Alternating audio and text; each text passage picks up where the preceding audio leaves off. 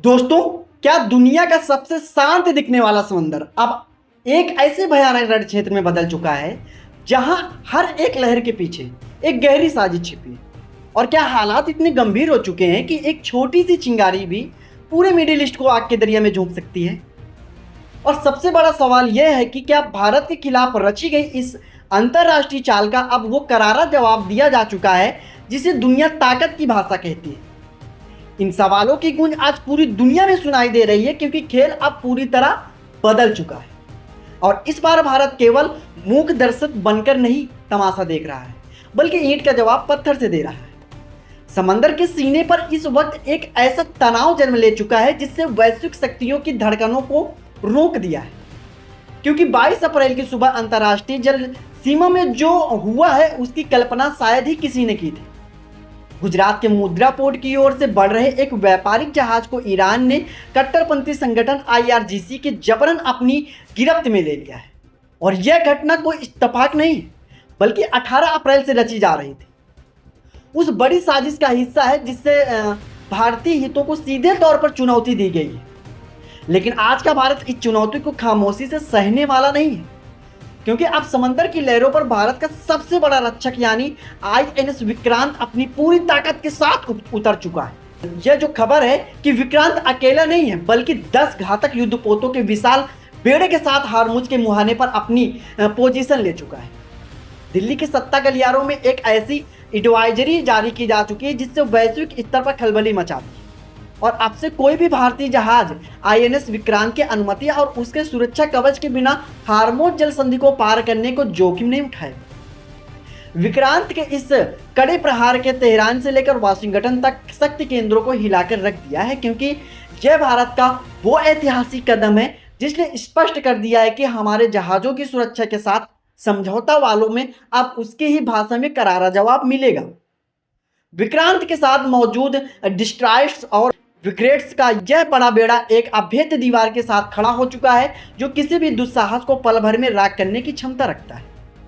आखिर ईरान के निशाने पर भारत क्यों आया और इसके पीछे की सच्चाई क्या है, यह जानना बेहद जरूरी है, क्योंकि सूत्रों की माने तो तेहरान में बैठी पुरानी और लोकतांत्रिक सरकार का जो वजूद है वह लगभग समाप्त हो चुका है।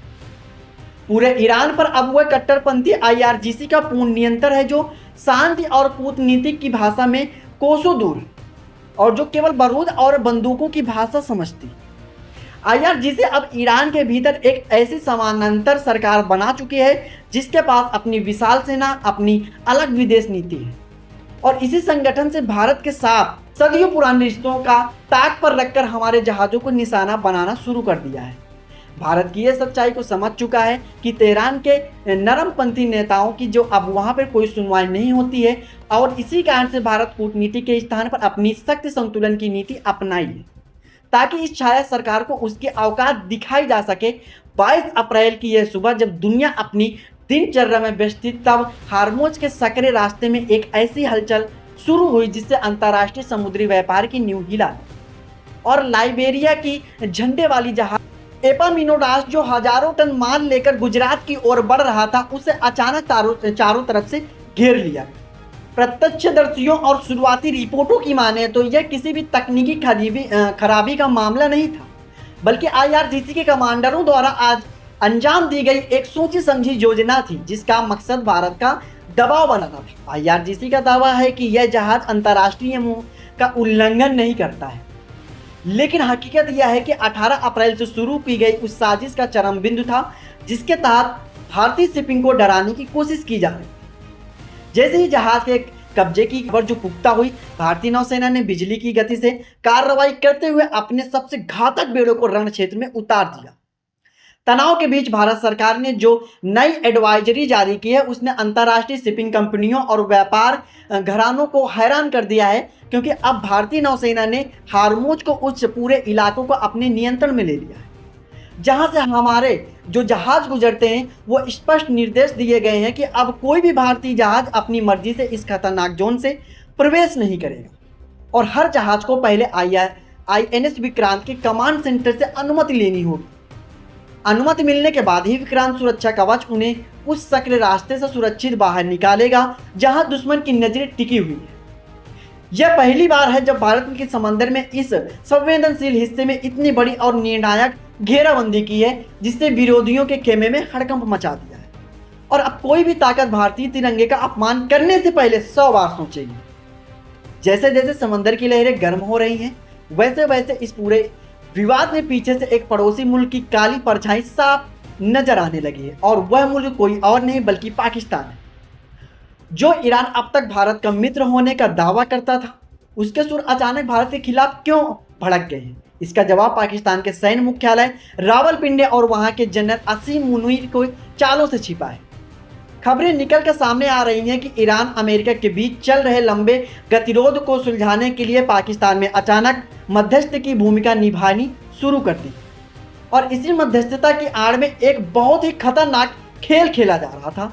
जैसे ही पाकिस्तान ने ईरान को अमेरिका के साथ बातचीत का लालच दिया, वैसे ही ईरान का व्यवहार भारत के प्रति पूरी तरह से बदल गया। और आज दुनिया भर में यह कयास लगाए जा रहे हैं कि हार्मोज में भारतीय जहाज़ों के साथ जो कुछ भी घट रहा है, उसके पीछे जनरल मुनीर का सातिर दिमाग काम करता है। पाकिस्तान की पुरानी रणनीति यही रही है कि वह अपनी जमीन की समस्याओं और घरेलू अस्थिरता को ध्यान है भटकाने के लिए अंतर्राष्ट्रीय स्तर पर भारत के लिए नई मुश्किलें खड़ी करे, और वह इस बार ईरान को मोहरा बनाए।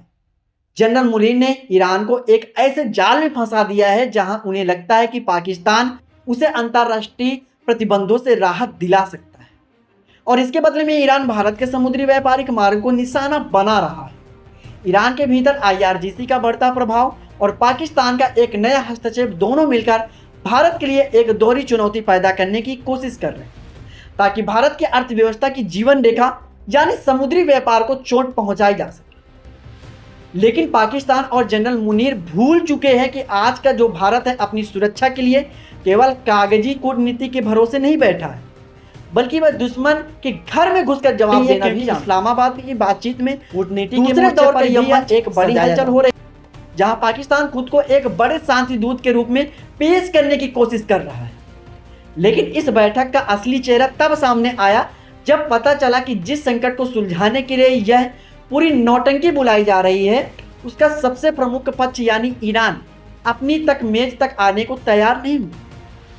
तेहरान की यह चुप्पी और टाल मटोल की जो नीति साफ जाहिर करती है कि दाल में कुछ काला है। अब पाकिस्तान की यह कोशिश केवल दुनिया की आंखों में धूल झोंकने के लिए एक तरफ शांति का ढोंग किया जा रहा है, तो दूसरी तरफ समंदर में हमारे जहाज़ों पर वार किए जा रहे हैं। लेकिन भारत इस दोहरी नीति को अच्छी तरह से समझ चुका है, और इसीलिए वह जब तक इस्लामाबाद में बातों के लिए दौर चल रहे हैं, तब तक वह हार्मोज में विक्रांत अपनी पकड़ और भी मजबूत करता जा रहा है। इस पूरे घटनाक्रम में वैश्विक मंच पर भारत की छवि को एक नई ऊंचाई दी है, क्योंकि अब तक की दुनिया की केवल अमेरिका की या पश्चिमी देशों की जो हार्मोज में इस तरह की कड़े और बड़े फैसले लेते देखा गया है। लेकिन आज तक जब यह भारतीय जहाज कब्जे में लिया गया, तो भारत ने किसी भी देश से मदद मांगने के बजाय अपने खुद को स्ट्राइक फोर्स में मैदान पर उतार दिया है, और वाशिंगटन से लेकर लंदन तक रक्षा विशेषज्ञ भारत के इस त्वरित जवाब की सराहना कर रहे हैं। जानकारों का मानना है कि भारत का यह जो कड़ा कदम आने वाले समय में पूरे क्षेत्र की रणनीति दिशा को बदल देगा, क्योंकि यह रुख केवल ईरान के लिए नहीं बल्कि उन सभी ताकतों के लिए है जो केवल एक चेतावनी है, जो हिंद महासागर में भारत के बढ़ते प्रभाव को रोकना चाहते। पाकिस्तान और उसके जनरल ने जो जाल बुना था ना, वह अब उन्हीं के लिए उल्टा पड़ रहा है, क्योंकि दुनिया देख रही है कि भारत अपनी तलवार की धार कम नहीं होने दे रहा है। ईरान को यह समझना होगा कि IRGC के प्रभाव में आकर भारत जैसे पुराने और भरोसेमंद साथी को खोना उनके लिए भविष्य और आत्मघाती साबित हो सकता है, क्योंकि भारत न केवल ईरान से तेल का एक बड़ा खरीदार रहा है, बल्कि चाबहार जैसे प्रोजेक्ट के जरिए उनकी तरक्की में भी भागीदार रहा है। लेकिन अगर ईरान की सत्ता पर काबिज का कट्टरपंथी तत्व पाकिस्तान के बहकावे में आकर भारतीय जहाज़ों को निशाना बनाना जारी रखता है, तो इसके परिणाम बेहद गंभीर हों और ईरान पूरी दुनिया में अकेला पड़ जाएगा। भारत ने स्पष्ट कर दिया कि हमारी शांति प्रियता को अगर कमजोरी समझा जाएगा, क्योंकि 18 अप्रैल को जो हुआ है वह एक चेतावनी थी, लेकिन 22 अप्रैल के बाद भारत का सब्र का जो प्याला था वो भर चुका है और वह केवल कार्रवाई होगी। विक्रांत के नेतृत्व में यह बेड़ा तब तक वापस नहीं लौटेगा जब तक कि हमारे जवानों और जहाज़ों को नाविक की सुरक्षा 100% गारंटी न मिल जाए। समंदर की लहरें कितनी भी ऊंची क्यों ना हो, भारत का गौरव और उसका तिरंगा हमेशा उनसे ऊंचा रहे, क्योंकि 18 अप्रैल की साजिश और 22 अप्रैल की दुस्साहस ने भारत के सोए हुए शेर को जगा दिया है, जिसकी दहाड़ आज हारमोज के हर कोने पर गूंज रही। विक्रांत की मौजूदगी इस बात का सबूत है कि भारत का यह कड़ा प्रहार सीधे निशाने पर, और अब दुश्मन से पीछे छिपने की कोई जगह भी नहीं बची है। यह वो नया भारत है जो शांति का समर्थन तो है, लेकिन अपने स्वाभिमान का समझौता करना इससे बिल्कुल नहीं आता है। और जनरल मुलीन जैसे जो साजिशकर्ताओं हैं ना, ये समझ लेना चाहिए कि वो भारत के बढ़ते कदमों को रोकना और नामुमकिन होता जाए। विक्रांत की यह घेराबंदी तब तक जारी रहेगी जब तक कि भारतीय नागरिक अपने भारतीय जहाज सुरक्षित महसूस नहीं करता है। और भारत ने आज वो अपनी ताकत और अपनी मर्यादा दोनों का परिचय पूरी दुनिया को एक साथ दे दिया है। अब कहानी उस मोड़ पर खड़ी है जहां सिर्फ युद्धपोतों की ताकत या समुद्र में तैनात यह सब कुछ तय नहीं करने वाली, बल्कि असली लड़ाई अब दिमाग और धैर्य और दूरदर्शिता की, जो पर्दे से पीछे लड़ी जा रही है। जो कुछ सतह पर दिख रहा है वह इस इलाके का जो खेल का केवल एक छोटा सा हिस्सा है, क्योंकि असली हलचल उन खुफिया कमरों में चल रही है जहां भविष्य के बड़े फैसले लिए जाते हैं। भारत ने इस पूरे संकट को केवल एक सैन्य चुनौती के रूप में नहीं देखा, बल्कि इसे सैन्य व्यापक रणनीतिक संघर्ष के रूप में समझा। और इसीलिए जहां एक तरफ समंदर का अवैध सुरक्षा चक्र खड़ा किया गया है, वहीं दूसरी तरफ साइबर और संचार तंत्र के मोर्चों पर भी उतनी ही तेजी से काम शुरू हो चुका है। अब यह लड़ाई केवल जहाज़ों की नहीं रही, बल्कि यह उस नियंत्रण की लड़ाई बन चुकी है जो आने वाले दशकों के पीछे पूरे क्षेत्र की दिशा और दशा तय करेगी। भारतीय रणनीति का सबसे बड़ा और अहम पहलू यह है कि उसने केवल प्रतिक्रिया देने के बजाय स्थिति को पूरी तरह से अपने नियंत्रण लेने में प्रयास कर चुका है। और इसका मतलब यह है कि भारत अब केवल घटनाओं का जवाब नहीं दे रहा, बल्कि घटनाओं को अपनी ही दिशा में मोड़ने की कोशिश कर रहा है। यह बदलाव साधारण नहीं है, क्योंकि इसके पीछे वर्षों की तैयारी और वैश्विक स्तर पर अपनी स्थिति को मजबूत करने की वह रणनीति काम कर रही है जिसे नए भारत ने अपनाया है। भारत अब रक्षात्मक रुख के बजाय आक्रामक रक्षा की नीति में चल रहा है, जिससे सामने आने वाले के पास विकल्प बेहद सीमित हो जाते हैं और उसके समझौते की मेज पर आने के लिए मजबूर होना पड़ता है। इसी क्रम में निगरानी और सूचना तंत्र में वो क्रांतिकारी बदलाव किए गए हैं, जिससे समंदर के ऊपर और नीचे की रणनीति जो गतिविधि हो रही है वो 24 घंटे में पैनी नजर बनाए रखी हुई। समुद्र की गहराई को लेकर आसमान से ऊंचाई तक भारत ने एक ऐसा इंटेलिजेंट नेटवर्क सक्रिय कर दिया है जो हर छोटे छोटे संदिग्ध सिग्नल को पकड़ने की क्षमता रखता है और किसी भी जहाज को दिशा दशा जरा से भी बदलाव होने का तत्काल प्रतिक्रिया दिया जा रही है। यह संघर्ष बहुत ही अनुमानी है और जिससे अपने मिसाइलों की नहीं बल्कि डेटा और सूचनाओं के भी हथियार की तरह इस्तेमाल किया जा रहा है। और भारत ने उन नेटवर्कों की पहचान कर ली है जिसके जरिए IRGC जैसी ताकतों को दिशा दी जा रही है। इसका साफ मतलब है कि अब केवल सतह पर दिखने वाली ताकत ही नहीं, बल्कि पर्दे के पीछे काम कर रहे उन काले तंत्रों को भी निशाने पर लिया जा रहा है जो इस पूरे क्षेत्र को शांति को भंग करने की कोशिश कर रहे हैं।